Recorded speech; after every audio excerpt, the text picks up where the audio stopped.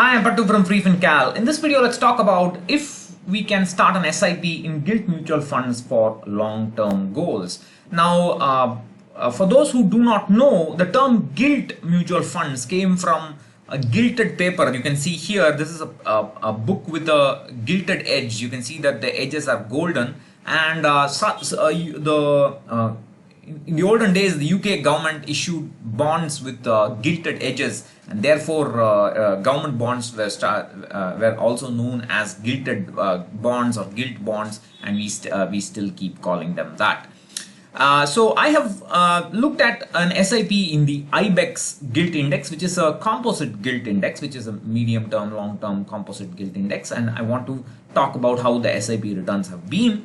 But my NPS portfolio is in of itself one of the best examples of a long-term portfolio. Over the last 10 years, it's given me 9.62% XIRR. I have just showed you how bad my equity portfolio has been in the long term.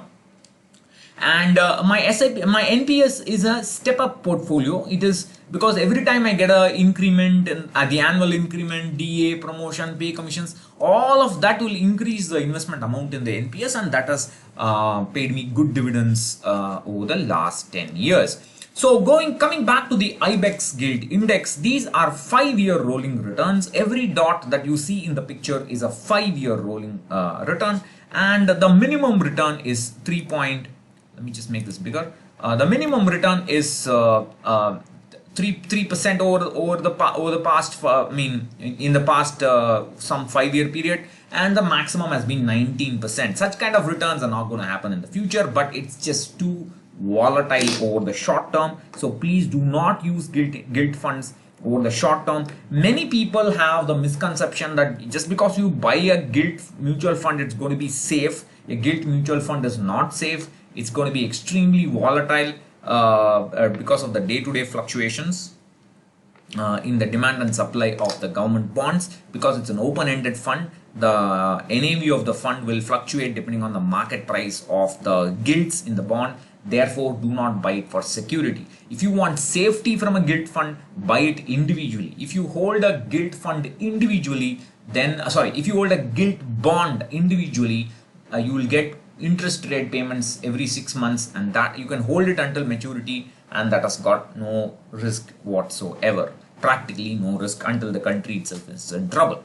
But if you buy a gilt mutual fund, then they will hold bonds maturing anywhere between 5 to 15 to 20 years, and you will be facing the heat of the market on a day-to-day basis. So these are 10-year SIPs, and the minimum is about 6.8%. The maximum is 14, but the maximum you don't need to worry about it. 15-year SIPs, the minimum is 8.1%, and over 20-year SIPs, the minimum is 8.7%.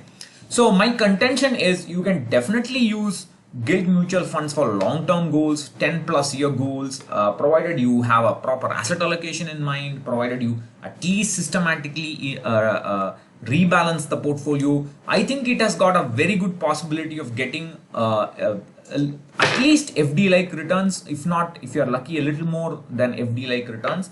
And this is before tax, considering that you are going to pay as per tax for FD, and you're going to pay 20% tax with indexation for debt mutual funds. For those who are in the 20% slab and 30% slab and above, definitely debt mutual funds will be beneficial. SIP in a gilt mutual fund would be beneficial because there is no credit rate risk, rating risk. But over the long term, the interest rate risk will be lower, and at least you should be able to get a FD or more than FD-like FD kind of returns. But that would depends on how you learn to manage the portfolio.